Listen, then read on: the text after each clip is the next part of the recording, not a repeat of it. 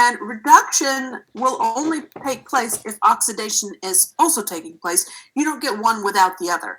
Because what's happening is electrons are being transferred from one atom to another one.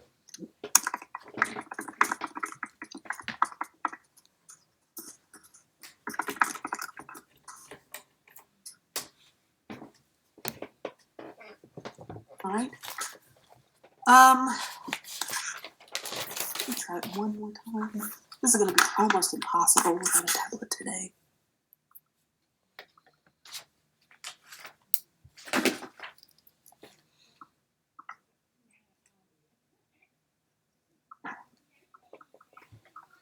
Oh well. Difficult challenge. I can do it. All right. So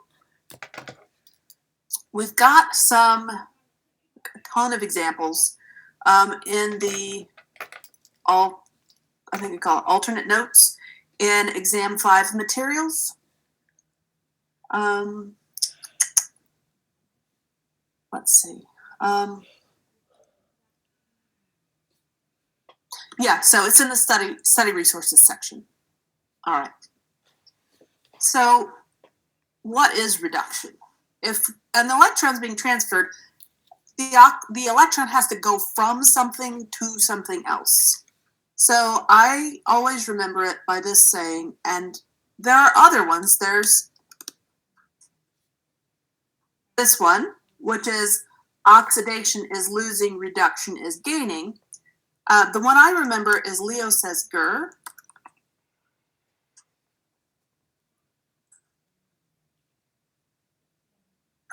Come on. And Leo says Gur is just losing electrons, is oxidizing, gaining electrons, reducing. Now, you would think they would call it the other way around, because if you're gaining something, why are they calling it reduction? They named it when they were talking about, they were looking at it more as losing oxygens, but you don't have to have oxygen involved in order to undergo reduction, so they've changed it. But the name is still there. So reduction is losing electrons.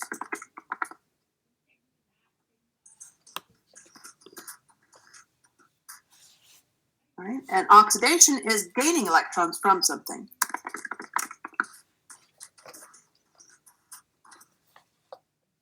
All right.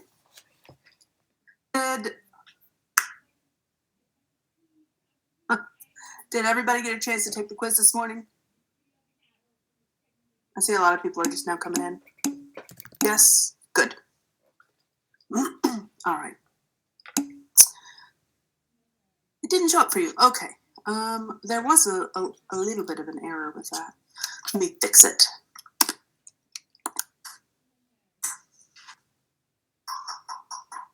It shouldn't have affected most people. I noticed as I was coming to class that the quiz was set to end at, what time did I have it set to end at? Quiz 21. To end at 10:10, which is when class starts. Normally I have it end at 10:20. So I'm just going to have it end today at 5. That way, I mean, if you have another class after this one, or, I don't want you to have to take it right now because you'll miss part of the class. Actually, let's just do 11:59.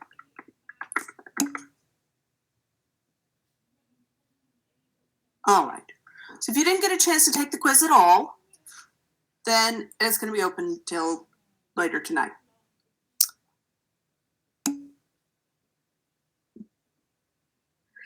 Yeah, it wasn't supposed to close early. That was an accident on my part. Normally I put 10:20, so that wasn't something you guys were supposed to have known. So it's not really something you could have known. It would have been kind of hard. Okay. We have to go over the redox rules. And you probably wonder, what the heck is an oxidation number? Because oxidation numbers are when things change. No, that's redox reactions. Oxidation number is the number you would theoretically assign an atom when all of the more electronegative atoms get full possession of the electrons. And I'll show you more about what that means in a second.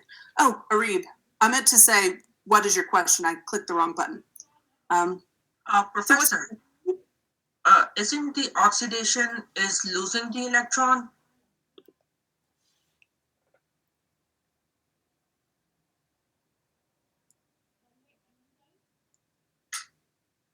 Okay. Let's see. So the oxidation number is the number an electron element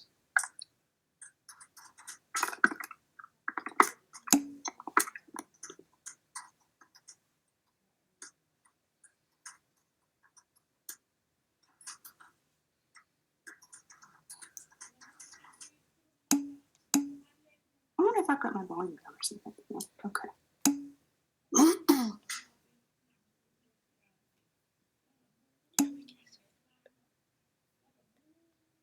Oh my gosh, did I do that?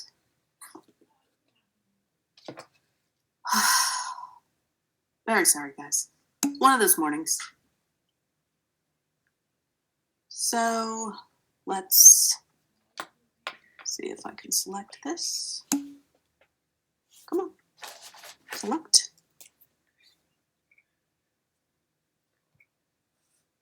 Okay. That's better.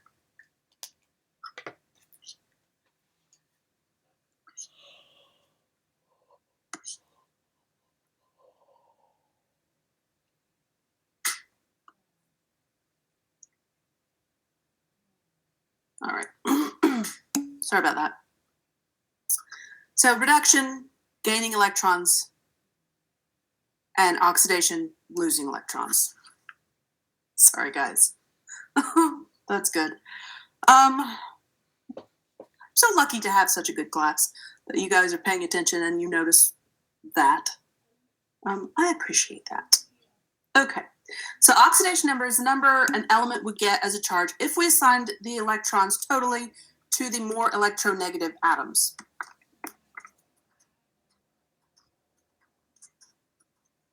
All right. So that's what an oxidation number is. So it still probably seems kind of like, what? Don't they just have charges? The answer to that is yes.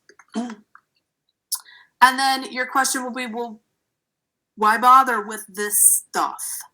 The reason is because this works in a lot of, it helps you when you're working with electrical things. So for example, if you're working with electron transfer processes or electrochemistry, then the redox reactions start really to come into play. Or if you're building I'm supposed to say building a robot. No, building a battery, then you want to know, because the whole idea of current is electrons are moving, and you want to know which direction they're going. So in order to build a battery, you've got to put the right stuff in each cell. And so before you just go start putting stuff in cells, it makes sense to try to estimate what's going to happen so you can narrow down what you might put into the cell, as opposed to just like, let's try salt. All right, let's try sugar, which is probably what they started with in the beginning, but hopefully that's not what they're doing anymore. All right, so let's look at the oxidation number rules. The rules are how you determine what the oxidation number of something is. Most of the time, it's whatever charge it would normally have. Not always. Most of the time.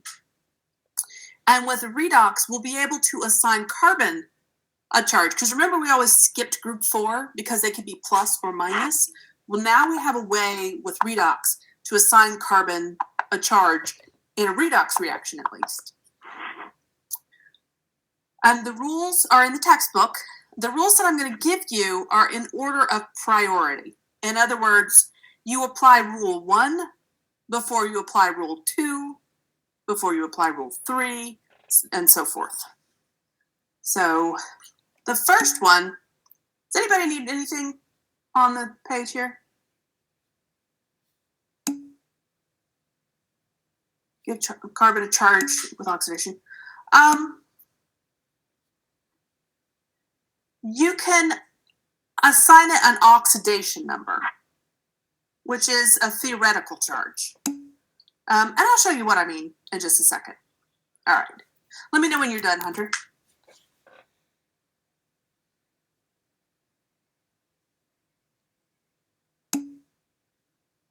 All right. I'm going to switch over to the notes. Assuming I can find them. I think it's this one. Yay, I got it right. Okay. So these are the redox rules. Now, that part that says page 349, that was a totally different textbook. So ignore that. That's your textbook. This is in section 8.7, I believe is the section we're doing. So these rules that are up here now are in order of priority. So we're going to go over the rules first. So make sure you write them down or take a picture of them.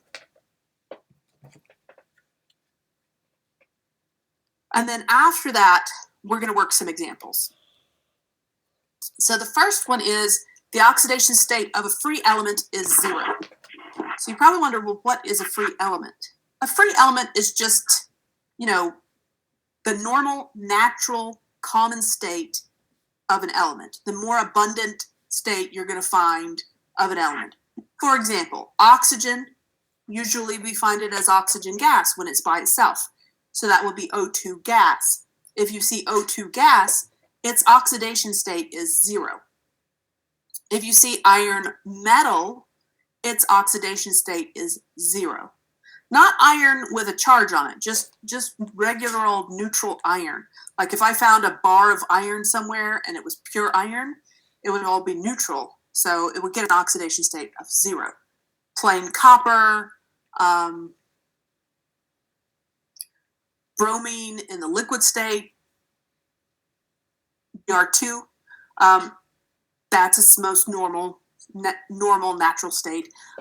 So it would get an oxidation number of 0. The next one is the oxidation state of a monatomic ion is its charge. So if you have an ion that you're looking at in your equation, let's say aluminum +3, its oxidation state is +3. You don't have to do anything to it. So the first thing you want to assign is whatever is just in its elemental state. Then you want to assign any floating ions. And then you want to keep in mind that when you add all the oxidation states together, they should equal the charge. So if I have carbon dioxide, when I add carbon and oxygen's oxidation states together, it should equal 0 because carbon dioxide is neutral. Or if I was to do sulfate and I add sulfur and oxygen's oxidation states, then I should get -2. Now when I say sulfur and oxygen, I don't mean the oxidation state for just one oxygen and one sulfur. Sulfate is SO4, 2-, so that would be sulfur plus the 4 oxygens oxidation states. And then things that are in group 1 are always +1. That's not any different than what we've already learned. So if you see something in group 1 like sodium, we would normally assign it a +1. And in this case, with oxidation, same thing. Same thing for group 2A metals. But you want to assign the group 1A metals first, and then assign group 2A metals. Now, if you don't have one of those, you just skip that. So let's say you have calcium oxide, then you would assign the calcium. And then you would have to assign the oxygen later, right? Number 5, those elements are in order. This is important to know this order so that you can figure out which ones you might have to calculate for. And I'll show you what I mean as we run through some examples. So fluorine, -1. That's what we normally give fluorine. Hydrogen, +1. That's what we normally give hydrogen. -2 for oxygen, except when it's in a peroxide.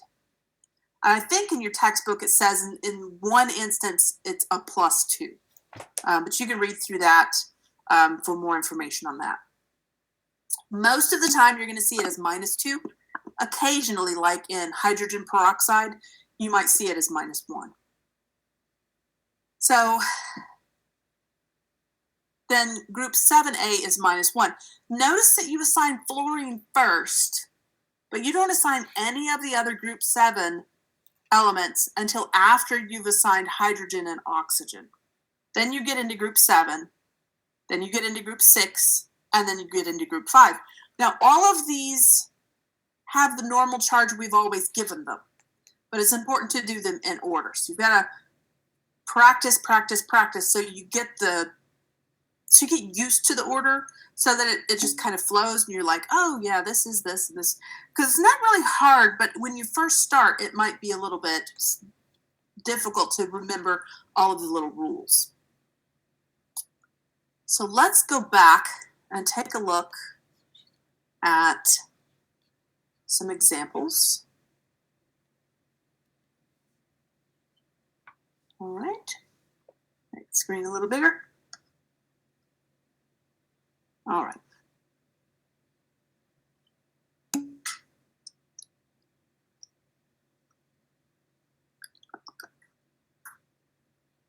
All right, so this is chlorine. The 2 there is, we're assuming, is a subscript, but this program, not sure how to get to be a subscript.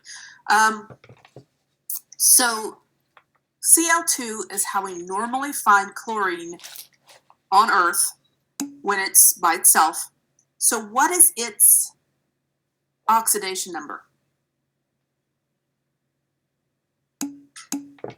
0. Perfect, because it's a free element. All right, there we go.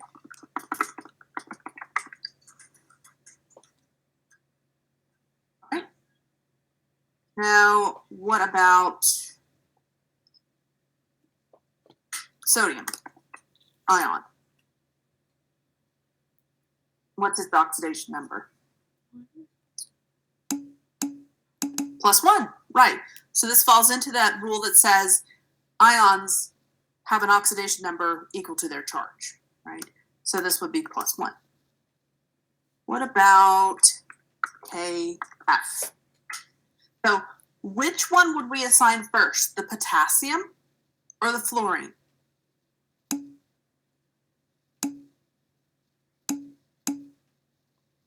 The potassium, actually. Fluorine would be the first one if we were looking at like fluorine versus chlorine versus bromine or something like that. Fluorine would be first. But the reason potassium is first is because potassium's in group 1, and that's the first rule. So the first rule has to be assigned first. So let's go back to the I'm going to switch back to the rules real quick, and I'll kind of explain why that is. Okay. All right. Let's see. I need to move this a little bit. Okay. So here are the first rule is you assign the free elements first. Then you assign monatomic ions second. And then make sure oxidation states add up to what they're supposed to be. And then the next one, after you've done the free elements and the ions, the very first one that you assign would be group 1 metals. Then group 2 metals, and then you go with the elements under that fluorine, hydrogen, and so forth. Does anybody need a second to take a picture of the rules? So a free element is something that's in its natural state. Like oxygen we normally find on Earth as O2, right? Sure. Okay. So 7A would be things that are in group 7, or if you're doing the 1 through 18 numbering, it will be group 17. So that's the halogens, fluorine, chlorine, iodine, bromine, etc. Group 6A starts with oxygen. Right? It's got like oxygen and sulfur and stuff like that. And group 5A is things in group 5, which start with nitrogen and go down from there. All right, everybody got those?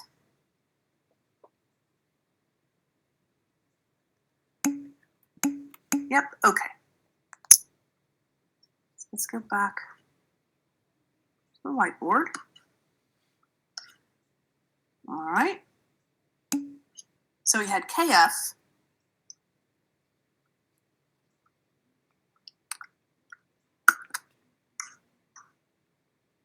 All right.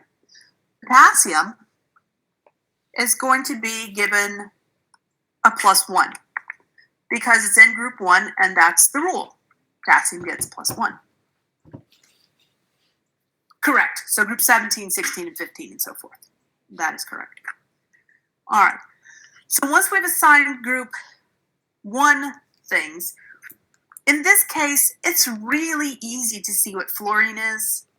It has to be -1 because potassium fluoride is neutral. +1, you could do the math like this. You wouldn't have to. You could do it in your head. +1 plus X equals 0. Right? Then you would subtract 1 from both sides, and then you get X equals -1. Right? So you could do it that way, or you could say in your head, I know it's neutral. The only option is is -1. So fluorine gets a -1. All right. And then let's do carbon dioxide. This one's a little harder, not much. All right. So there's not a rule in there for carbon. Carbon is one of those that can go either way. It's not always easy to just look at it and assign it, unless it's like graphite, because that's the most abundant form of carbon. So what we would do is we say, well, the oxidation number of carbon plus 2 times the oxidation number of oxygen equals 0. Right? Since we don't have a rule for carbon, we would assign oxygens first. It's not a peroxide. It's just regular carbon dioxide. So what would oxygen's oxidation number be? -2. That's correct. So then we get carbon plus 2 times -2. No, not -1. -2 equals 0. So carbon has to be +4 because 2 times -2 is -4. You'd add 4 to both sides, and then you get carbon equals +4. So in this case, carbon is +4. And what would I write down if I'm looking for the oxidation state of oxygen? Would I write down -4 or -2? -2, correct. Because when it asks what's the oxidation state of oxygen, it's asking what's the oxidation state of 1 oxygen. So 1 oxygen would be -2. Oh, Samantha, you have a question. Yeah, my question was how can you tell whether or not Anybody today? it's a peroxide or not? Can you hear me? Is Samantha talking? Can anybody else hear her? Why can't I hear anybody? Oh, okay, now all of a sudden I got my sound back. Good. All right, try again, Samantha. What I was asking is how exactly can you identify whether or not it's a peroxide or not? Those you generally have to know. The only one that you can really memorize is H2O2. because that's hydrogen peroxide. So that's just really common. So that's one you need to know. Otherwise, they might tell you in the question that you have like potassium peroxide or something like that. And then they would have to give you the formula for that because you wouldn't necessarily know the formula for potassium peroxide. Most of the time, in the case of a peroxide, they'll tell you it's a peroxide. It's not common for them not to tell you. The other thing that you could look at, though, is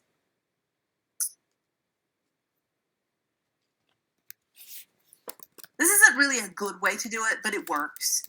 Hydrogen is always +1, usually +1. We should assign oxygen first because it's before the hydrogen rule.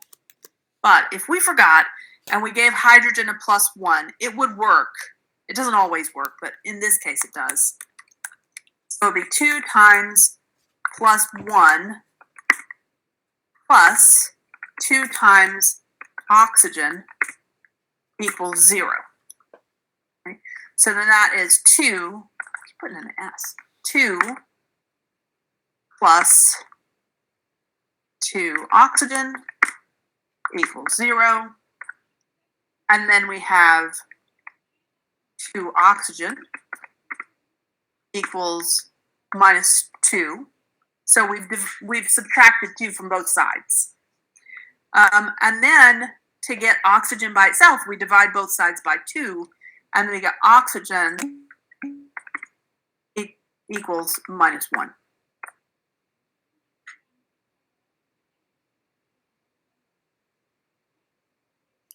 Trying to find the one for carbon.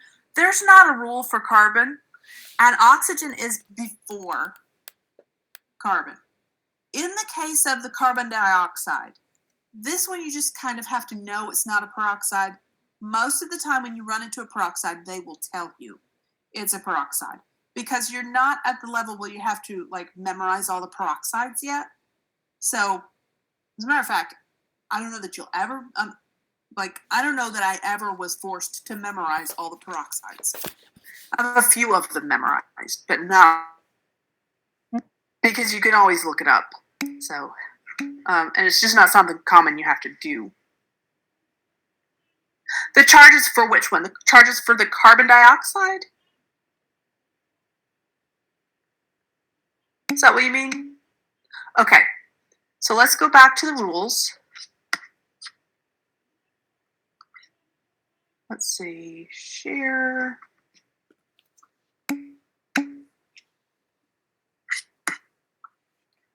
Oh, where was I a second ago?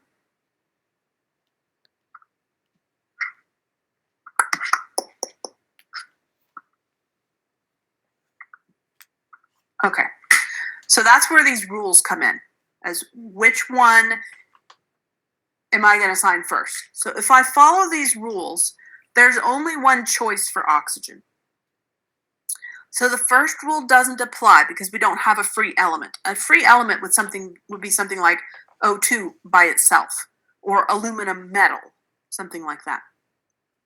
Now, the next one is talking about monatomic ions, which we don't have in carbon dioxide.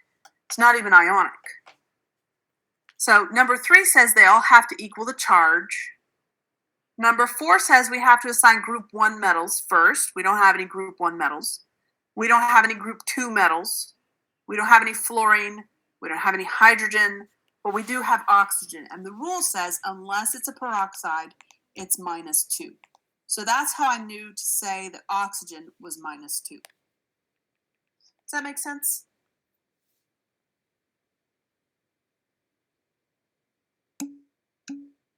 Okay, yeah. So it's just following these rules. So you just have to remember the rules and the order in which they go. So let's go back to the whiteboard and see what else we can work on. All right. We will do a sulfate.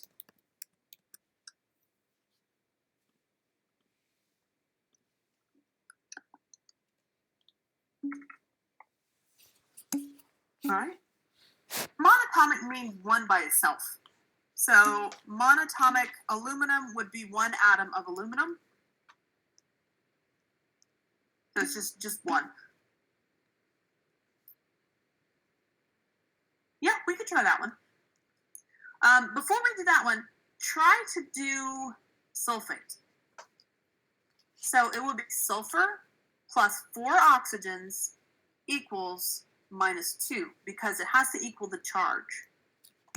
And so then you have to decide, am I going to assign oxygen first or sulfur first? Yeah, so there are 4 oxygen. Oxygen is -2. So the oxygen is going to end up being a total of -8. So you've got sulfur plus 4 times oxygen equals -2. Sulfur plus 4 times -2 equals -2. And then sulfur equals +6. Right? This is important. This is why it's important to know the order. Because if I didn't know the order, I would have thought that since sulfur's in group 6, it's going to be -2. But sulfur is way down on the list of things, and oxygen is way high compared to sulfur. Or is higher, not way high, is higher than sulfur. So if the rule for oxygen comes first on the list, assign oxygen first. So that's why, and in this case also, you got to remember that the sulfur and the oxygen, even though sulfate is a polyatomic ion, sulfur and oxygen are covalently bound.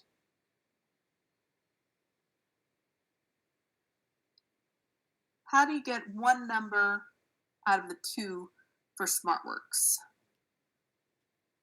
One number out of the 2. Give me an example, Summer. I'm not sure what you're asking.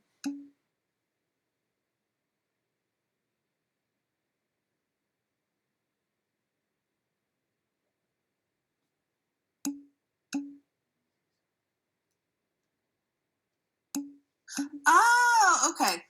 So the answer I would type in, if it was asking me the oxidation number of oxygen, would be -2. If it was asking for sulfur, it would be +6. But it would have to specify which one it wants as an answer. It couldn't just say, give me the oxidation number, because it has to tell you which one it wants. All right. I don't have office hours today. I got my second COVID shot yesterday, and I'm feeling kind of So, but I will have them on Monday. If it's a free element. Let me give you guys an example of like a whole equation. All right. Magnesium and water. Okay.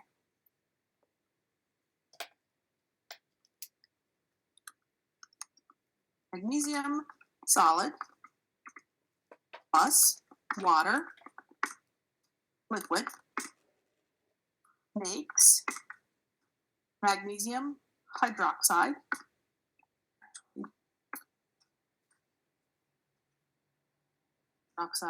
plus, I think the other part is hydrogen. Yes, and that should be aqueous.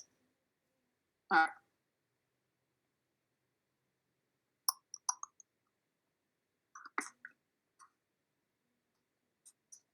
All right, and this magnesium hydroxide is aqueous. I just forgot to put that in there.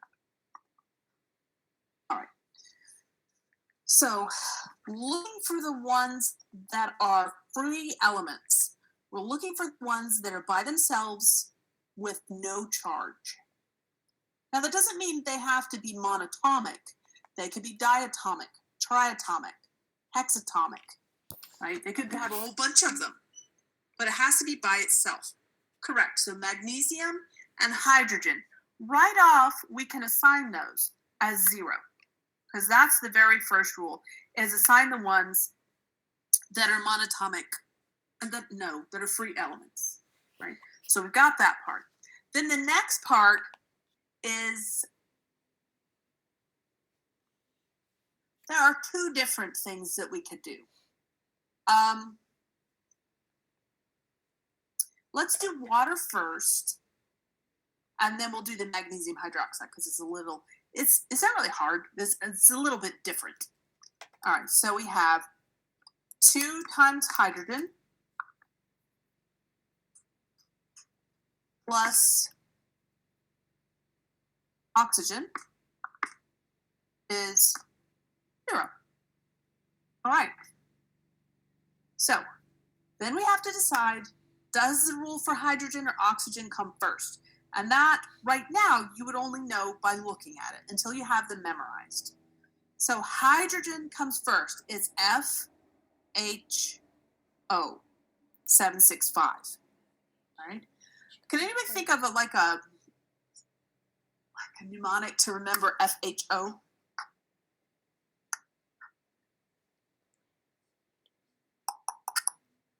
You do, this doesn't make any sense, but you do feathers, have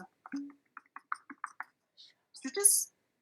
But really, it's ostriches have feathers, so that might be confusing. There you go. For show? Yeah, because they're actually in the right order in that, so that's good. FHO, sure. All right. Cool. So it's FHO 765, right? And oxygen is above that. So it's free elements, monatomic ions, oxygen, then FHO 765. Right? So hydrogen is +1. So 2 times 1 is 2, plus the oxygen equals 0. Subtracting 2 from both sides, oxygen equals -2. Right? And you can see that most of the time, let's say you forget all of the rules. They're just gone, or they don't make any sense to you, no matter how hard you try. Lots of times, if you assign them the regular charge they would normally get, it works out. Not always, as we've seen with the sulfur, but a lot of times. It's a good guess if you have nothing else.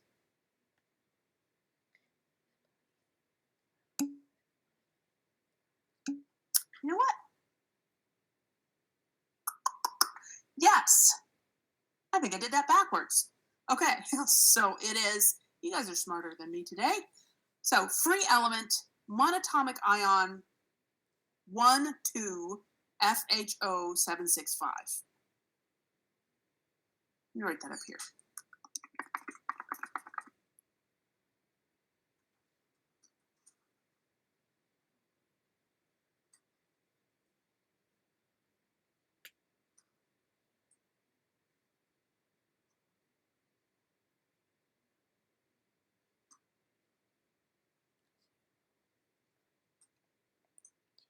And if you're using the 1 through 18, it would be 17, 16, 15, or you could do 7, 6, 5 if you were doing the A-B system. All right. So that's how you would do that. All right, so that's basically the set of rules there in really short form. All right, so now we have magnesium hydroxide. It's aqueous. What happens to magnesium hydroxide when it's aqueous?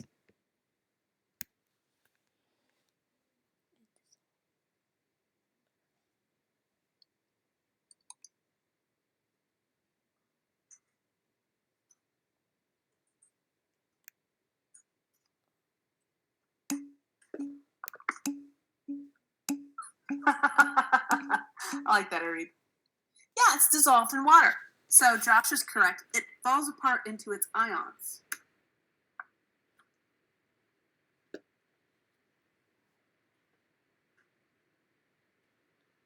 At this point, we have a monatomic ion, which would be magnesium. So magnesium's is 2+. So let me write a couple of these in. Over here we had +1, -2, All right, and now we're just looking for hydroxide. So we have 2 hydroxides. So when we add magnesium plus the 2 hydroxides, we should get 0, and we would, because magnesium is plus 2, each hydroxide is minus 1, 2 plus minus 1 plus minus 1 is 0. Magnesium hydroxide is neutral. That fits. But now we have to do hydroxide. So we get oxygen plus hydrogen equals minus 1. Hydrogen comes first. So the oxygen plus 1 equals minus 1. All right, so what is oxygen?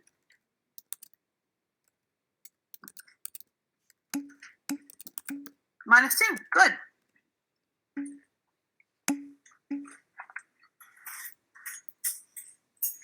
Give me one.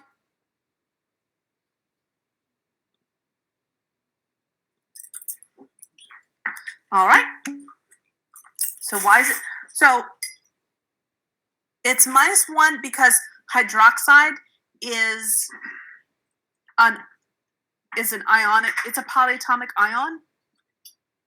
So that's why they add up to be minus 1.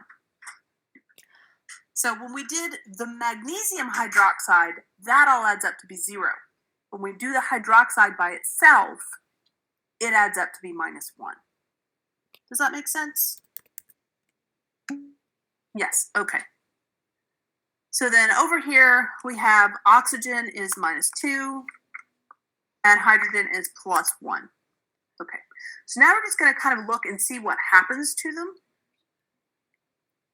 All right, magnesium starts out as 0 and then goes to plus 2. So does it gain or lose electrons?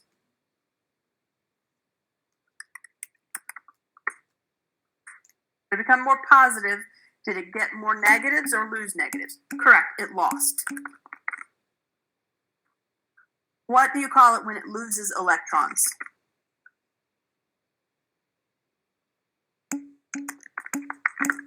Oxidation. All right. Then if we look at hydrogen, it's plus 1 here and plus 1 there. Nothing happened. Oxygen is minus 2 there and minus 2 there. Nothing happened. And then we have hydrogen by itself. And you may be like, what? Because how do I have hydrogen twice?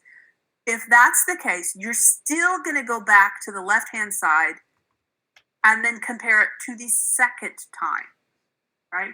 So the first hydrogen right here, nothing happened. The second one, it went from plus 1 to 0. So what happened there?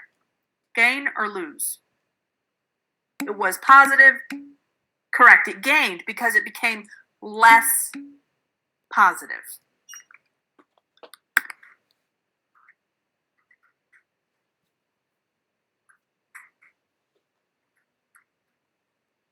Right? So that was reduced. All right. We'll continue with this on Monday. So I can show you how to balance half reactions and do some more examples like this. I do have an alternate lecture that should be pretty good for this. Some of the stuff in the alternate lecture doesn't pertain to what we're learning, but a lot of it does. So it's a, I don't know how good it is, but it's a lecture by me on redox. So if that's helpful.